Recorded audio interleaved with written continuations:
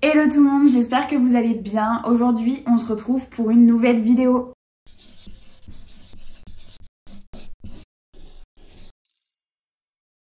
Et aujourd'hui, on va parler rallongement. C'est quelque chose que mes clientes me demandent beaucoup, d'avoir les ongles plus longs mais avec un effet super naturel. Du coup, j'ai décidé de vous montrer comment je procède. D'ailleurs, c'est quelque chose que je poste énormément sur mon compte Instagram. Du coup, n'hésitez pas à aller voir ce qu'il s'y passe. N'oubliez pas de vous abonner et d'activer la cloche pour ne louper aucune de mes vidéos et à la liker si vous avez aimé. Et je n'en dis pas plus, je vous laisse avec le tuto. Avec les ciseaux, je viens découper mon chablon.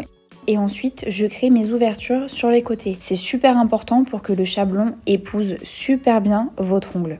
Ensuite, je colle bien les ailes entre elles pour que le chablon soit bien droit et je viens le placer sous mon ongle. Vérifiez bien qu'il n'y a aucun trou. Il faut vraiment que le chablon épouse parfaitement la forme de votre ongle. Vérifiez bien vos points de stress. La zone de stress, c'est là où votre ongle se termine sur les côtés. Et c'est primordial que votre chablon vienne bien épouser cette petite forme parce que quand vous déposerez votre gel, il n'y aura aucun manque. Donc, aucun décollement, rien du tout. Ce sera parfait. Je viens ensuite pincher mon chablon, surtout que je vais avoir une grande longueur, donc il faut avoir un joli C-curve. Vous voyez, le chablon est parfaitement droit, on pourrait mettre une ligne et tracer une ligne, l'ongle et le chablon sont parfaitement alignés et c'est ce qu'on veut. Comme on veut un résultat super naturel, je vais utiliser mon gel Victoria Vigne numéro 5, c'est le Cover Peach. Ça fait la même couleur que votre ongle. Et ça, vraiment, pour un résultat naturel, il n'y a pas mieux. La texture de ce gel est un peu plus épaisse que ce que j'ai l'habitude de travailler avec le gel Accents, par exemple. Et du coup, c'est parfaitement adapté pour faire des rallongements. Ça coule pas facilement et vous aurez plus de temps pour faire votre forme. J'en prends une petite boule et je viens l'étaler sur la totalité du chablon. Je viens pas trop sur la surface de l'ongle, ça sert à rien, ça va créer une épaisseur pour rien.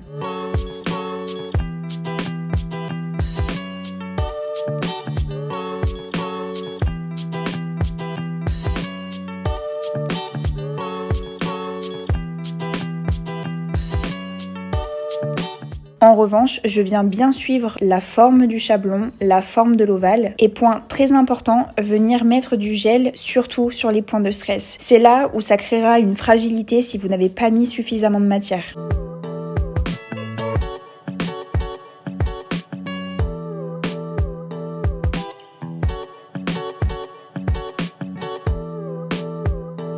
Je fais plein de petits va-et-vient, il faut que ce soit net, il faut que ce soit propre. Et plus vous le faites bien, moins vous aurez de l'image par la suite. Et du coup ça, c'est un gain de temps sur une prestation de 2h30, 3h, c'est trop important.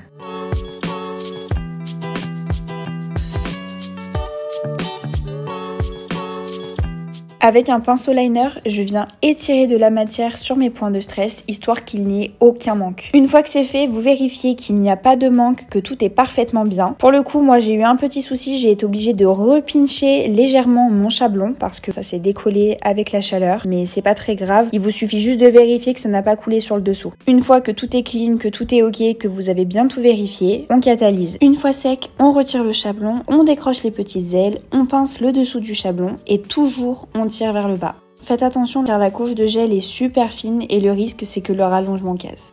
J'imbibe ensuite un coton de cleaner et je viens dégraisser le tout.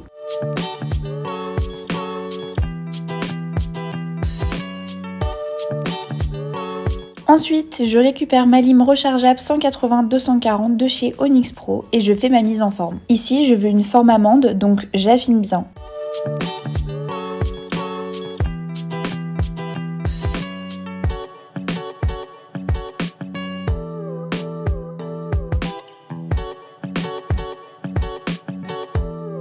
Lorsqu'on lime les parallèles, il faut être super vigilante au point de stress. Le risque, c'est d'enlever trop de matière, ça déséquilibrera tout et ça ne tiendra pas.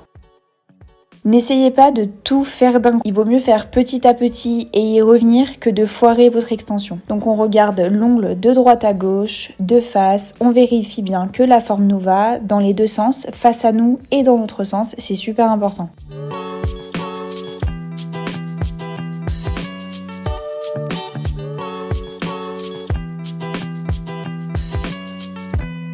N'hésitez pas à mettre des petits coups de brosse de temps en temps pour y voir plus clair. Un point très important, faites attention à l'inclinaison de votre lime. Il ne faut pas qu'elle soit droite, il faut qu'elle soit semi-couchée. Si elle est trop droite, elle va venir retirer de la matière et c'est pas du tout ce qu'on veut. D'ailleurs, je ne sais pas si vous avez remarqué, mais pour le moment, je ne m'attaque pas au mur, je ne m'attaque pas à l'épaisseur du gel, mais uniquement à la forme.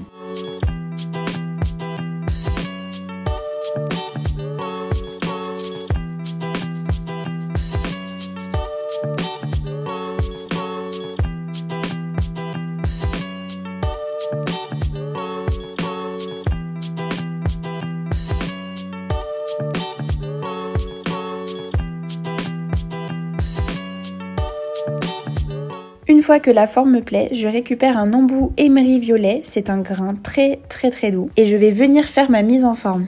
D'ailleurs, j'ai acheté ces embouts il y a quelques semaines et vraiment maintenant je peux plus du tout m'en passer pour désépaissir, c'est vraiment génial, je vous le conseille. Et petite astuce, on gagne beaucoup plus de temps qu'à le faire à la lime. Lorsque vous désépaississez, comme là je suis en train de le faire, veillez toujours à faire attention à votre ongle. Là il se trouve que moi j'avais encore du gel, donc le fait que je lime encore sur mon gel ce n'est pas un problème. Mais lorsque vous avez un ongle naturel, vous pouvez creuser l'ongle, donc c'est super important d'être vigilant.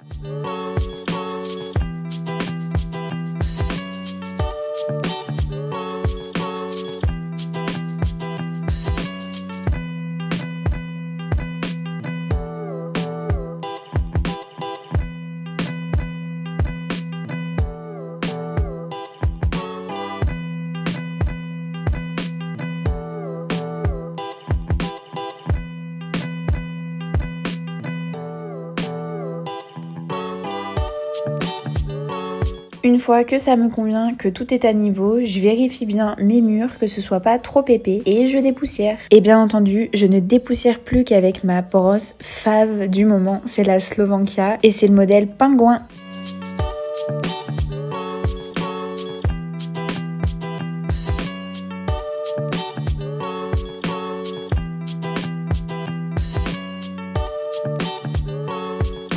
Je reprends un pad imbibé de cleaner, on dégraisse bien, on enlève bien toutes les impuretés et les poussières. Pour avoir un effet super naturel, j'ai décidé d'utiliser le Trinity Shade SW1 de chez Accents. C'est réellement mes bases teintées préférées, j'adore leur texture, j'adore leur couleur et je trouve qu'on peut vraiment faire plein de choses. Alors dans le pot, on pourrait croire qu'il est pêche, mais absolument pas, c'est plutôt un rose clair en fait.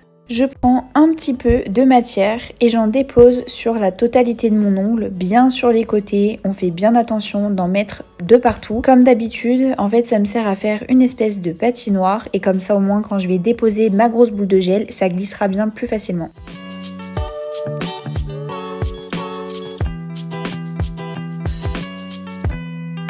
Je récupère donc ma grosse boule de gel, je la dépose et ensuite je viens l'étirer. Faites-le petit à petit, histoire qu'il n'y ait pas de manque et puis de toute façon on aura l'occasion de revenir bien après.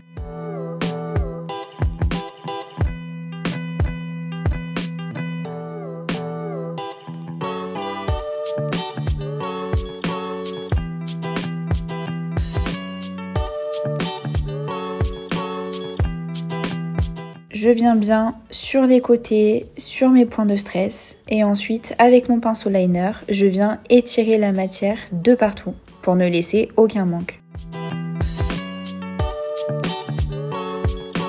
Une fois que c'est fait, je retourne l'ongle, je crée mon apex, je vérifie bien qu'il n'y a pas de bosse, que tout me convient, qu'il n'y a pas de manque aussi, c'est vraiment super important, je le répète plusieurs fois, mais vraiment c'est the étape là. On vérifie bien qu'il y a de la matière de partout. S'il faut, on retourne le doigt pour se servir de la gravité, histoire que ça coûte pas sur les côtés. Une fois que c'est fait, vous vérifiez bien les reflets, c'est super important vraiment. Aidez-vous de vos lampes pour bien vérifier que c'est lisse, qu'il n'y a pas de manque, qu'il n'y a pas de bosse, c'est super important. Je déteste avoir à relimer par la suite, donc en fait je fais un maximum pour que ce soit nickel à la construction et comme ça après j'ai plus qu'à mettre ma couleur ou ma finition. Une fois que j'ai bien vérifié que les reflets étaient parfaits, on catalyse 60 secondes.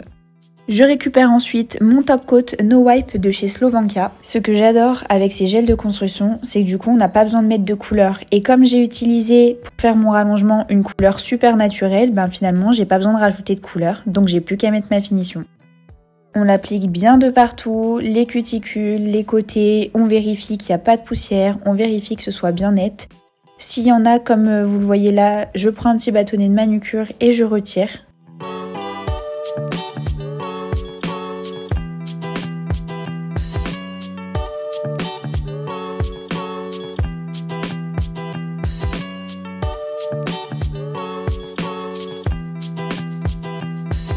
Voilà comment on obtient des extensions super naturelles. Et je vous laisse admirer le résultat.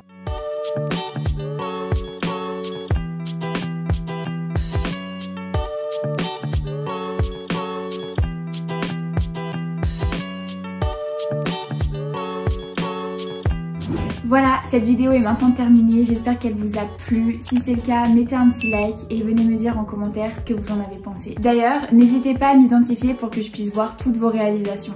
On se retrouve jeudi prochain pour une nouvelle vidéo et d'ici là, prenez soin de vous.